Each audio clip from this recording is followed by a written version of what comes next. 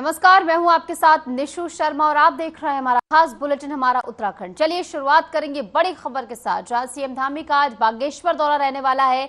बैसानी पहुंचेंगे सीएम पुष्कर सिंह धामी और आपदा प्रभावित क्षेत्र का दौरा वो करेंगे। बचाव राहत कार्यों का स्थलीय निरीक्षण भी उनकी ओर से किया जाएगा। तो ये बड़ी खबर हम आपको बता रहे हैं, जहां बचाव और राहत कार्यों को लेकर सीएम धामी आज निरीक्षण करने वाले हैं। बागेश्वर दौरा आज सीएम धामी का रहने वाला है। बैसानी पहुंचेंगे सीएम पुष्कर सिंह धामी। आपदा प्रभावित तमाम क्षेत्र जो है उनका दौरा करेंगे, स्थलीय निरीक्षण करते हुए नजर आएंगे। और आपदा प्रभावित क्षेत्र में फिलहाल क्या कुछ हालात बने हुए हैं, प्रशासन की ओर से क्या कुछ व्यवस्थाएं वहां पर आम जन के लिए की गई हैं, इन तमाम पहलुओं पर निरीक्षण करते हुए सीएम धामी आज नजर आएंगे। तो आज का उनका यह दौरा बेहद अहम रहने वाला है। बैसानी सीएम धामी पहुंचेंगे, आपदा प्रभावित क्षेत्र में पहुंचकर जो आपदा प्रभावित लोग हैं उनसे मुलाकात करेंगे, बातचीत करेंगे, उनका हाल जानेंगे। और इसी के साथ साथ प्रशासन को तमाम जरूरी दिशा निर्देश भी उनकी ओर से दिए जा सकते हैं कि किसी भी प्रकार की लापरवाही जो है इस पूरे मामले में बर्दाश्त नहीं की जाएगी। लोगों तक हर संभव मदद पहुंचाने के लिए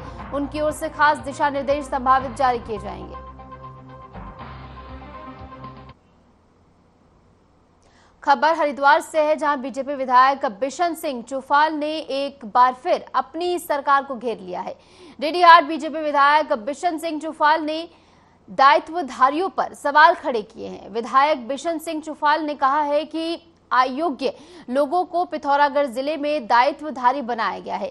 डीडीहाट विधानसभा क्षेत्र में दायित्वधारियों के द्वारा विधायक के कार्यों में जबरन हस्तक्षेप करने के साथ ही बाधा उत्पन्न की जा रही है। बिशन सिंह चुफाल द्वारा दर्जाधारी मंत्री हेमराज बिष्ट पर लगाए गए आरोपों के बाद हेमराज बिष्ट ने भी चुफाल के परिवारवाद पर सवाल उठाए हैं। उन्होंने कहा कि बिशन सिंह चुफाल अपनी बेटी की योग्यता बताएं, जिसे तीलू रौतेला पुरस्कार मिला है। दोनों नेताओं के बीच आरोप प्रत्यारोप से सियासी तनाव बढ़ता हुआ नजर आ रहा है। हरिद्वार से खबर है, जहां आरोप प्रत्यारोप के चलते ये पूरा मामला जो है वो तूल पकड़ता नजर आ रहा है। ठीक है, आपके नजर में मैं अयोग्य हूँ, लेकिन आप ये भी तो साबित करें कि आपकी बेटी कैसे योग्य है।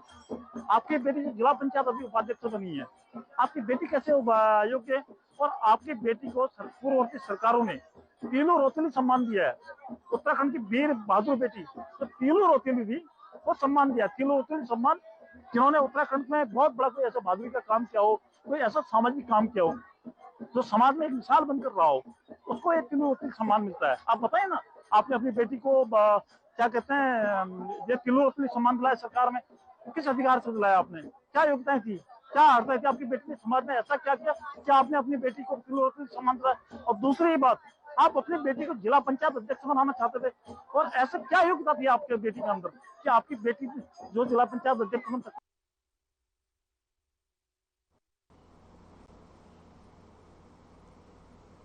आगे बढ़ेंगे, खबर हरिद्वार से है, जहां रुड़की में भाजपा पार्षद और मुस्लिम पक्ष के बीच कोतवाली में ही तनाव फैल गया है।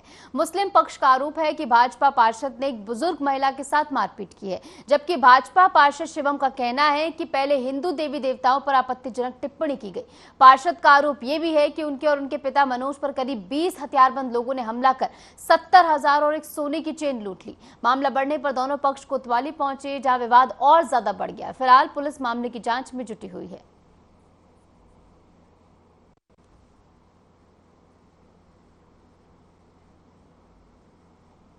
तो हिंदू देवी देवताओं पर टिप्पणी करने को लेकर विवाद हुआ है। कोतवाली में आपसी तनाव बढ़ता हुआ नजर आया, जहां पर तस्वीरें भी आपको दिखा रहे हैं। पुलिस बीच में मौजूद थी, जिनकी ओर से पूरा मामला जो है वो शांत कराया गया है।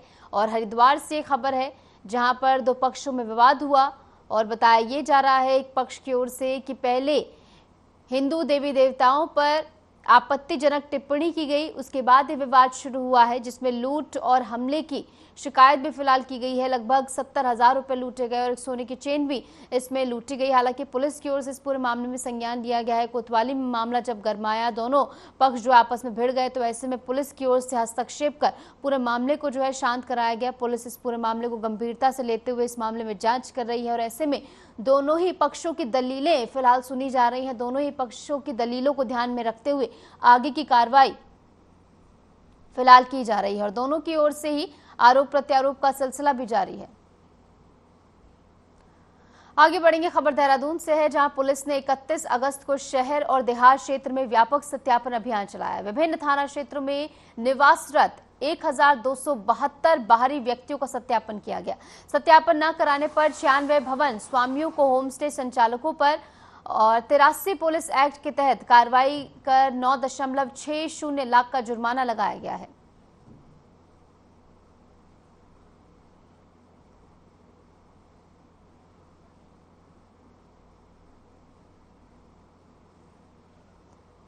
देहरादून में सत्यापन अभियान जो है जोरों शोरों से चल रहा है और ऐसे में कई सारे ऐसे लोग पाए गए जो कि दस्तावेज दिखाने में विफल रहे, तो ऐसे में 9.60 लाख रुपए का जुर्माना भी यहां पर लगाया गया है।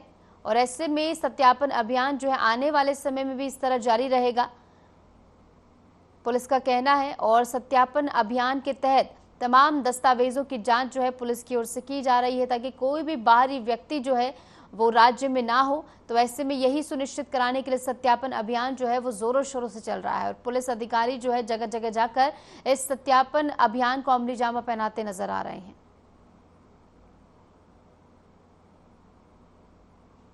खबर देहरादून से है, बड़ी खबर आपको बता दें, शिक्षक संघ का बड़ा ऐलान देखने को मिला है। 1 सितंबर से धरना प्रदर्शन करेंगे, ऐलान किया गया है। प्रमोशन ट्रांसफर की मांग अब तेज होती हुई नजर आ रही है।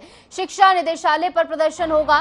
खबर देहरादून से है, जहां राजकीय शिक्षक संघ ने अपनी लंबित मांगों को लेकर आंदोलन का रास्ता अब चुन लिया है। संघ ने 1 सितंबर से शिक्षा निदेशालय में धरना देने का ऐलान कर दिया है। शिक्षक प्रमोशन और पारदर्शी ट्रांसफर प्रक्रिया की मांग को लेकर लंबे समय से सरकार से वार्ता चल रही है, लेकिन समाधान न होने पर अब आंदोलन की घोषणा की गई है शिक्षक संघ की ओर से। तो ये बड़ी खबर, जहां अब आंदोलन शिक्षक संघ की ओर से किया जाएगा। देहरादून से बड़ी खबर है, जहां 1 सितंबर से यानी कल से ये धरना प्रदर्शन जो है वो शुरू होगा। ऐसे में प्रमोशन और ट्रांसफर की मांग अब तेज होती हुई नजर आ रही है। हालांकि पहले से इस पूरे मामले में बातचीत सरकार से होती रही है, लेकिन अब तक कोई भी इसको लेकर कंक्लूजन नहीं निकल पाया है, कोई भी समाधान इसको लेकर नहीं निकला है। तो ऐसे में नाराज शिक्षक संघ ने अब ये फैसला लिया है कि आंदोलन किया जाएगा। आगे बढ़ेंगे। उत्तराखंड में फिर बारिश का अलर्ट है, कई जिलों में बारिश की संभावना जताई गई है। तो मौसम विभाग की ओर से चेतावनी, मौसम विभाग ने लोगों से सतर्क रहने की अपील भी की है। लोगों को हिदायत ये दी जा रही है कि बहुत ज्यादा जरूरी काम हो तभी घर से बाहर निकले। देवभूमि उत्तराखंड में बारिश का सिलसिला अब लगातार जारी है, जिससे कई जिलों में काफी नुकसान भी पहुंचा है। लेकिन एक बार फिर मौसम विभाग ने उत्तराखंड के कई जिलों में बारिश का पूर्वानुमान जारी कर देहरादून, बागेश्वर, अल्मोड़ा और नैनीताल में बारिश की संभावना जताई है। मौसम विभाग ने चेतावनी दी है कि कुछ क्षेत्रों में भारी बारिश हो सकती है। ऐसे में जनजीवन प्रभावित होता हुआ नजर आएगा। लोगों को सतर्क रहने के लिए कहा जा रहा है, एडवाइजरी लोगों के लिए जारी की जा रही है और ऐसे में लोगों को सतर्क रहने के लिए मौसम विभाग की ओर से कहा जा रहा है और प्रशासन की तैयारियां भी यहां पर पुख्ता। और इस बीच चमोली से एक बड़ी खबर आपको बता दें, भारी बारिश से संपर्क यहां पर टूटा है। तमंग आरसीसी पुल बारिश में बह गया है। मलारी नीति घाटी के 15 गांव इस पुल के बहने से कट गए हैं। सेना वैकल्पिक रास्तों की व्यवस्था में जुटी हुई है। बॉर्डर को जोड़ने वाला अहम पुल बारिश में बह गया है। तो ऐसे में नदी नाले जो है उफान पर है और उत्तराखंड के चमोली जिले में बीती रात करीब 2 बजे तमक लौंग का महत्वपूर्ण पुल तेज बहाव में बह गया। ये पुल मलारी और नीति बॉर्डर को जोड़ने वाला एकमात्र रास्ता था। पुल के बह जाने से क्षेत्र के 15 गांवों का संपर्क जो है वो सीधे तौर पर टूट गया है और पुल के बह जाने से पूरे क्षेत्र का मुख्य संपर्क भी कट गया है। कई भवन मलबे में दब गए हैं, जबकि बिजली और पानी की आपूर्ति भी पूरी तरह बाधित हो चुकी है। स्थानीय जनप्रतिनिधि मनोज रावत ने बताया कि घाटी में भारी नुकसान हुआ है और हालात इस समय बेहद गंभीर बने हुए हैं। तिब्बत चाइना बॉर्डर से लगे ये गांव अब पूरी तरह से बाकी दुनिया से अलग थलग पड़ गए हैं। ऐसे में प्रशासन जो है वो वैकल्पिक रास्तों की व्यवस्था करने में जुटा हुआ है। और इस बीच हमारे संवाददाता आशीष डोभाल जुड़ गए हैं ज्यादा जानकारी के साथ। आशीष, मलारी नीति घाटी के 15 गांव सीधे तौर पर कट गए हैं। भारी बारिश का कहर इस कदर है कि जनजीवन बुरी तरह प्रभावित हो रहा है। ऐसे में प्रशासन फिलहाल क्या कुछ कर रहा है, वैकल्पिक रास्तों की व्यवस्था किस प्रकार की जा रही है? हाँ बिल्कुल निश्चित, लगातार उत्तराखंड में जो बारिश हो रही है उससे हालात दर्दनाक और चिंताजनक बने हुए हैं। कई जगह रोड वॉशआउट हो रही है, कई जगह भूस्खलन हो रहे हैं, कई जगह पुल जो है कहीं न कहीं बारिश के बाद जो नदियों में जो उफान आ रहा है उसके भेंट चढ़ रहे हैं। ऐसा ही जो मामला है कल देर रात जो चमोली में सामने आया है, यहाँ पर तमंग आरसीसी पुल कहीं न कहीं बारिश के बाद जो नदी में तेज बहाव आया है उसके कारण बह गया है। इससे जो मलारी नीति घाटी के 12 से अधिक जो गांव हैं वो कहीं न कहीं दुनिया से अलग थलग पड़ गए हैं। और कहीं न कहीं ये जो मलारी नीति घाटी मार्ग है, यहाँ पर चाइना बॉर्डर और तिब्बत का इलाका लग जाता है, तो बॉर्डर को जोड़ने वाला ये अहम पुल था। इसको लेकर कहीं न कहीं अब जो प्रशासन है और जो आर्मी है वो कहीं न कहीं वैकल्पिक रास्ते को तलाशने की में जुट गई है और जल्द ही कहीं इसका तोड़ कहीं न कहीं सरकार निकालेगी, क्योंकि यहाँ पर जो गांव हैं उनमें आवाजाही ठप होने से तमाम जो सामान हो चाहे आने जाने की सुविधा हो वो बहाल करने की पूरी कोशिश जल्द से जल्द की जाएगी। और ऐसे में लोगों को राहत पहुंचाने फिलहाल कार्य किए जा रहे हैं। बताया जा रहा है कई भवन जो है वो मलबे में तब्दील हो गए। ऐसे में कोई जनहानि की खबर सामने आई है क्या आशीष? बिल्कुल, एक दिन पहले 6 लोग जो है खाल के गाल में समा गए थे, 11 लोग लापता हैं अभी भी। और ऐसे में जो है उनका अभी भी कोई सुराग नहीं मिल पाया है। तो कई घरों में मलबा घुसा है, कई बाजार जो है मलबे से पट गए हैं। लगातार जो बारिश हो रही है, छेनागाड़ एक इलाका है गढ़वाल में, वहाँ पर एक भयंकर मंजर कल देखने को मिला। पुल के पास ही जो है पुल टूटने के साथ साथ गाड़ियां और जो लोगों के घर हैं, मवेशियां हैं, खेत खलियान हैं, वो कहीं न कहीं जो बाढ़ है उसके पानी के आगोश में आकर तबाह हो चुके हैं। लोग जगह जगह परेशान हैं। कई लोग जो है सरकार के खिलाफ मोर्चा भी खोल रहे हैं और उनको मुआवजा न मिलने पर प्रदर्शन भी कर रहे हैं। 5-5 हजार का चेक देने की बात दागी सरकार कर रही है, लेकिन विरोध जो है सोशल मीडिया तमाम माध्यमों से देखा जा रहा है। लोगों में आक्रोश है। कई इलाकों में लोग सरकार की जो लचर प्रणाली है और आपदा पीड़ितों तक पहुंच न पाने की जो कार्य प्रणाली में जो ढिलाई आ रही है उसको लेकर लोग अपना विरोध भी जता रहे हैं और धरना प्रदर्शन भी कई लोग कर रहे हैं। आशीष, आने वाले समय के लिए मौसम विभाग का क्या कुछ कहना है? आने वाले दिनों में कैसा रहेगा मौसम? बिल्कुल निशु, आने वाले दिनों में फिलहाल 2 सितंबर तक रेड अलर्ट जारी किया गया है। कई जिलों में उत्तराखंड के जो है ऑरेंज अलर्ट जारी किया गया है और आगामी 15 जो सितंबर है, 15 सितंबर तक माना जाता है कि उत्तराखंड में मानसून रहता है। तो देखना होगा कितना जो है जो पूर्वानुमान है मौसम विभाग का। फिलहाल कभी धूप तो कभी बारिश, लगातार ही बारिश बताई जा रही है। आने वाले 3-4 दिनों में तो लगातार बारिश जो IMD है उसकी तरफ से चेतावनी जारी की गई है। बिल्कुल, तो आने वाले समय में मौसम कुछ इसी प्रकार रहेगा। ऐसे में लोगों से यही अपील कि सतर्क रहें, अपने पर्सनल लेवल पर भी तमाम एहतियात बरतें। हालांकि प्रशासन का पूरा सहयोग है। बहुत बहुत शुक्रिया आशीष, जुड़े हमारे साथ, तमाम जानकारी आपने साझा की है। चलिए खबरों में आगे बढ़ेंगे। उत्तरकाशी के यमुनोत्री मार्ग पर स्याना चट्टी में यमुना का रौद्र रूप कम नहीं हो रहा है। यहाँ यमुना का जलस्तर एक बार फिर से यमुनोत्री धाम को जोड़ने वाले स्याना चट्टी पुल के ऊपर पहुंच गया है। इससे पुल पर आवाजाही फिर से बाधित हो गई है और उत्तरकाशी से यमुनोत्री हाईवे पर स्थित स्याना चट्टी मोटर पुल के ऊपर से यमुना नदी का पानी तेजी से बह रहा है। बीती रात हुई मूसलाधार बारिश के कारण यमुना नदी के जलस्तर में इजाफा देखा गया है। अचानक बड़े जलस्तर से एक बार फिर लोग दहशत में हैं।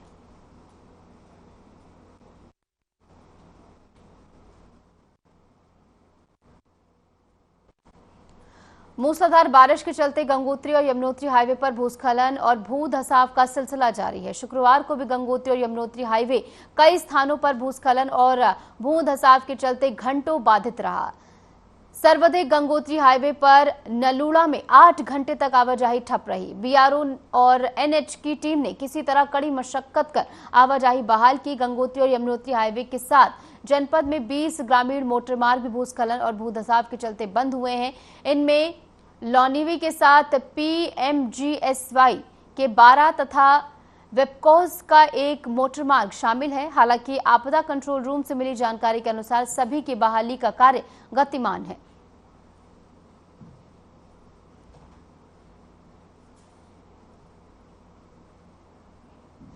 उत्तराखंड में बारिश का दौर थमने का नाम नहीं ले रहा है और शनिवार देर रात हुई बारिश के चलते कर्णप्रयाग में जगह जगह भूस्खलन की घटनाएं सामने आई हैं। बारिश के चलते कर्णप्रयाग अपर बाजार में भारी मलबा आने से नैनीताल कर्णप्रयाग हाईवे बंद हो गया है, तो वहीं ITI अप्रोच मार्ग भी मलबा और पेड़ आने से बंद हो गया है।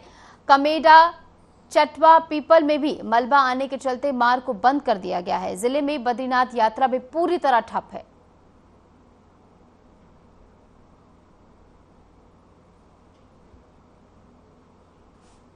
खबर कर्णप्रयाग से है, जहां नंदानगर में भारी बारिश के कारण भूधसाव से हालात गंभीर हो गए हैं।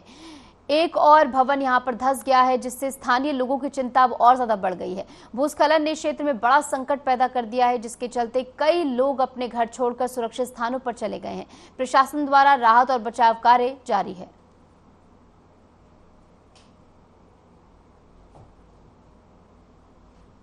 खबर पिथौरागढ़ से है, जहां धारचूला में भारी बारिश और भूस्खलन के चलते NHPC की धौली गंगा जल विद्युत परियोजना के टनल को गंभीर नुकसान हुआ है। एलागाड़ के पास स्थित टनल का ऊपरी हिस्सा बुरी तरह क्षतिग्रस्त हो गया है, जिससे पानी का रिसाव साफ दिखाई दे रहा है। तस्वीरों में क्षति की गंभीरता स्पष्ट है और टनल को और अधिक नुकसान का खतरा बना हुआ है। हालांकि इस पूरे मामले को लेकर प्रशासन की ओर से अब तक कोई आधिकारिक पुष्टि नहीं की गई है।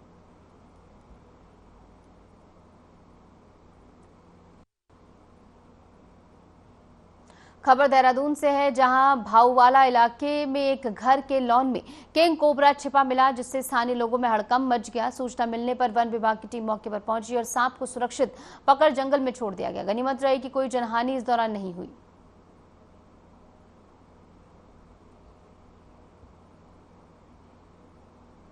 तो घर के लॉन में एक सांप छिपा मिला, जिसके बाद लोगों में दहशत बन गई। तस्वीरें भी सामने आई हैं, जहां पर आप देखिए किस प्रकार जो है एक कोबरा सांप यहां पर मिला। ऐसे में वन विभाग को इसकी सूचना दी गई, जिसके बाद मौके पर वन विभाग पहुंचा और इसको सुरक्षित पकड़कर जंगल में फिलहाल छोड़ दिया गया है। लेकिन लोगों में इस वीडियो को देखने के बाद दहशत का माहौल है कि घर के अंदर किस प्रकार एक कोबरा सांप जो है मिल सकता है, और ये वीडियो भी लगातार सोशल मीडिया पर वायरल हो रहा है। घर के लॉन में ये सांप मिला, जिसके बाद वन विभाग को सूचना मिलने के बाद मौके पर वन विभाग पहुंचा और इस सांप को रेस्क्यू कर जंगल में फिलहाल छोड़ दिया गया है।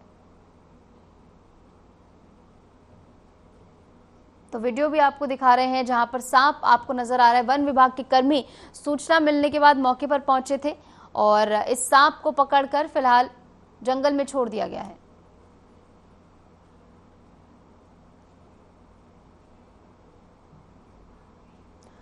उत्तराखंड में मौसम का कहर जारी है। मौसम विज्ञान केंद्र ने रुद्रप्रयाग, चमोली, देहरादून और बागेश्वर जिलों के लिए भारी बारिश का रेड अलर्ट जारी किया है। बारिश से तबाही की आशंका के बीच SDRF उत्तराखंड की टीमें अलर्ट मोड में है। ये रिपोर्ट देखिए। रुद्रप्रयाग के बसुकेदार क्षेत्र में भारी बारिश ने तबाही मचा दी है।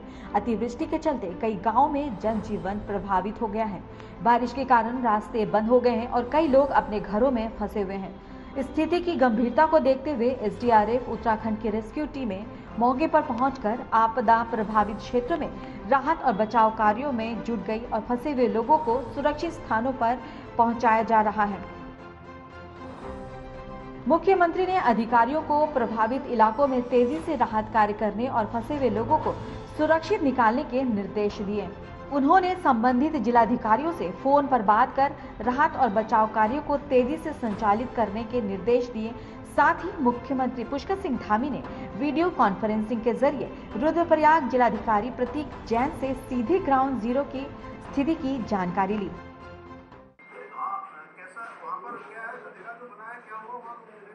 सर, स्थिति थोड़ी गंभीर है सर। यहाँ पे 3-4 गांवों में थोड़ी समस्या आई है। एक तो ताल जामन, जहाँ पे सबसे पहले हमारे को सुबह सूचना आई थी सर, तो वहाँ पे तो दोनों तरफ गधेरा आ गया था, जिसकी वजह से बीच में 15 परिवार करीब अटक गए।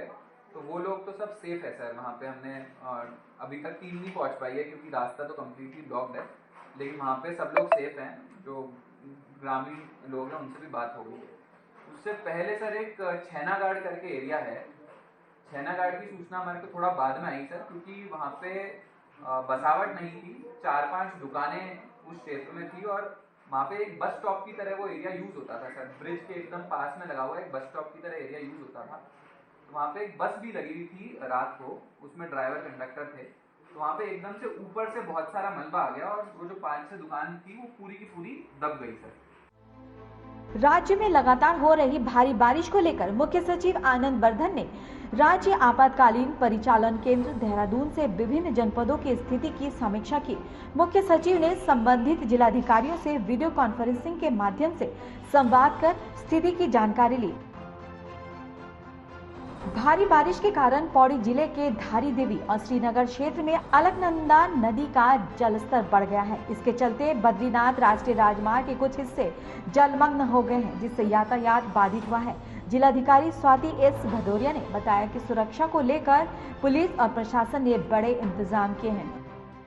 जो हमारे आज काफ़ी ऊपरी ज़िलों में अतिवृष्टि से अचानक आज अलकनंदा का जलस्तर बढ़ गया था और अलार्मिंग लेवल से जैसे ही ऊपर गया तो तत्काल सभी को अलर्ट किया गया और जितनी हमारी दुकानें थी, मंदिर थे, उन सबको भी बंद कराया गया और साथ में 6 स्कूल्स थे जिनमें खतरा होने की संभावना थी, तो सुरक्षा की दृष्टि से उन्हें भी बंद कराया गया। और हमारी जो NH थी वहाँ तक भी पानी आ गया था, तो यात्रियों के सुरक्षित आवागमन के लिए उनको सुरक्षित स्थान पर रोक लिया गया था और आवाजाही भी कुछ देर के लिए रोकी गई और अभी स्थिति सामान्य है, वाटर लेवल रिसीड हो चुका है, लेकिन फिर भी सभी को सतर्कता बरतने के लिए निर्देशित किया गया है। चमोली जिले की देवाल तहसील के मोपाटा गांव में आपदा से लापता 2 लोगों के शव बरामद कर लिए गए हैं। मुख्य विकास अधिकारी डॉक्टर अभिषेक त्रिपाठी ने बताया कि आपदा प्रभावित क्षेत्रों में राहत और बचाव कार्य जारी है। प्रशासन ने प्रभावित परिवारों को हर संभव मदद देने का भरोसा दिया है। जनपद चमोली की तहसील देवाल के अंतर्गत ग्राम मोपाटा में रात्रि 2 से 2:30 बजे के बीच अतिवृष्टि होने की सूचना प्राप्त हुई है। अतिवृष्टि के कारण एक भवन क्षतिग्रस्त होने की भी सूचना है और इस अतिवृष्टि में 2 व्यक्तियों के घायल होने की सूचना है तथा 2 व्यक्ति लापता हैं। स्थानीय प्रशासन की टीम मौके के लिए रवाना हो चुकी है। तो वहीं रुद्रप्रयाग जनपद में हाल ही में बादल फटने की घटना से भारी नुकसान हुआ है। जिलाधिकारी प्रतीक जैन ने इस आपदा की जानकारी ली।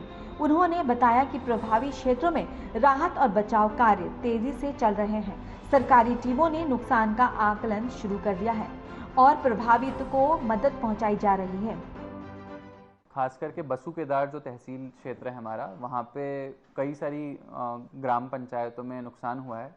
खास करके अगर हम देखें तो क्लाउड बर्स्ट हमारे को देखने को मिला। ताल जमण ग्राम पंचायत है, यहाँ पे एक तोक पे क्लाउड बर्स्ट हुआ जिसकी वजह से 2 गधेरे के बीच में कुछ ग्रामवासी फंस गए थे, लेकिन पानी निकल गया वहाँ से टाइम से, तो वहाँ पे किसी भी तरह की जान माल का नुकसान हमारे को देखने को नहीं मिला।